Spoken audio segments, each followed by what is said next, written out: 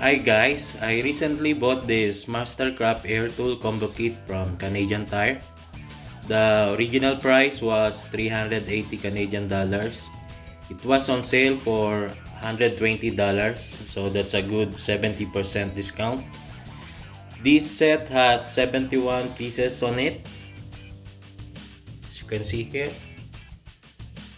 And that includes 4 main tools and an assortment of accessories.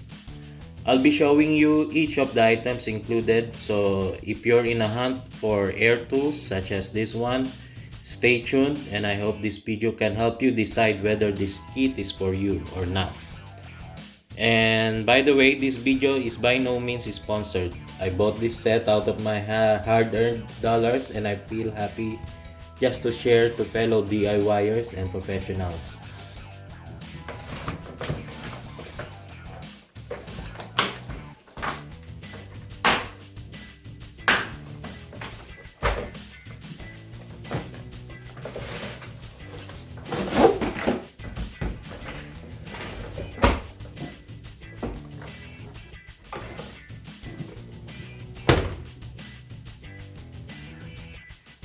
Let's start with the biggest among the group.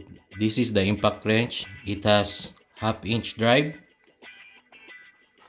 According to the specs, it has twin hammer, which delivers 2 times the working torque as compared to a standard air-powered impact wrench.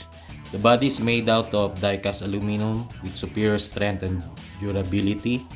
The grip is made out of soft rubber. And I guess these holes are the air exhaust. There are 3 settings indicated in this knob. I'm not sure if it's torque or speed. Let me know in the comments what it is for. As usual, for most drills and impacts, for switching to forward or tightening nuts or bolts, you press the right shaft. For reverse or loosening, press the left shaft. It says it can deliver up to 420 foot-pounds of torque at 7,000 RPM, and the compressor rating is 3.7 cubic feet per minute. The second tool is this chisel or air hammer. The barrel is made of alloy steel and the piston is heat treated as the label says. Same as the impact wrench, the body is made of die-cast aluminum with soft rubber grips. It delivers 4,500 blows per minute. And this is the spring retainer that holds the chisel bits into the tool. The compressor rating is 2.8 cubic feet per minute. The third tool is this ratchet. This guy has 3/8-inch drive with a ball retainer to keep your sockets from falling. This one gives 50 foot-pound of torque at 160 revolutions per minute. The compressor rating is 3 cubic feet per minute. And the last tool is this die grinder. It has the same aluminum housing and rubber grips as the rest of the three. The tip is made of sealed bearing for long-lasting durability. And here's the lever throttle that controls the rotation speed. This tool can rotate up to 25,000 times in a minute. The compressor rating is 3 cubic feet per minute. That's it for the 4 tools. I'll be putting also the full specs at the video description, so please check it out. Now let's check the accessories. There are 8 half-inch drive sockets, 4 standard and 4 metric. The standard includes half-inch, 9/16, 5/8, and 3/4. The metric ones includes 11 mm, 12 mm, 13 mm, and 17 mm. There are 9 screw bits, 3 Phillips screws. Sizes are 2 number 2s and 1 number 3. 3 torque bits, T10, T15, and T20.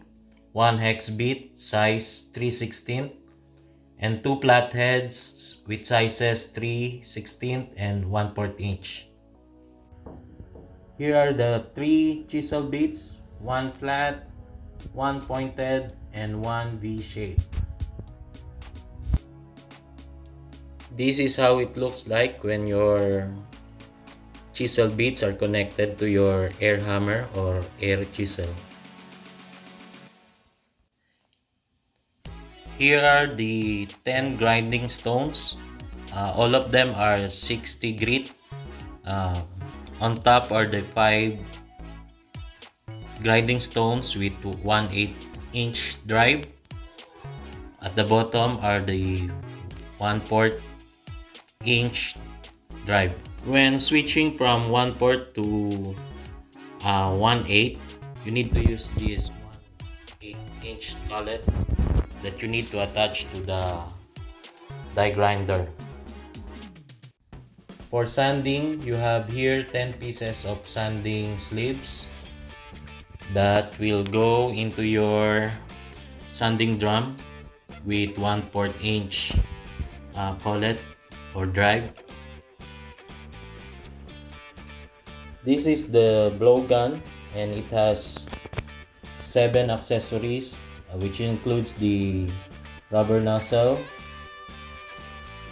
the safety nozzles, 2 high pressure nozzles, 2 sports ball needles, and tapered nozzle. There's 1 ball put chuck and 1 female coupler. There's 4 mm hex wrench, a bottle of oil, a Teflon tape. Behind the impact wrench slot, you can find these 2 wrenches that you will be using with the die grinder whenever you're changing your grinding stones or your collet. There are also 5 pieces of mill nipples for connecting your air hoses to your couplings or your tools. There are 4 instruction manuals for each of the tools and 4 quick start guides. And that's it, guys. If you reach until here, thank you so much for your time. I hope the video is informative enough, and probably after 1 year I'll be posting a review on how they perform. I will be using this mainly for my DIY projects. And oh, by the way, the product is covered by a 3-year warranty, and it also states that they are meant for general purpose use and it's not guaranteed if you use it for industrial or commercial purposes. So build and fix stops and be happy. Goodbye.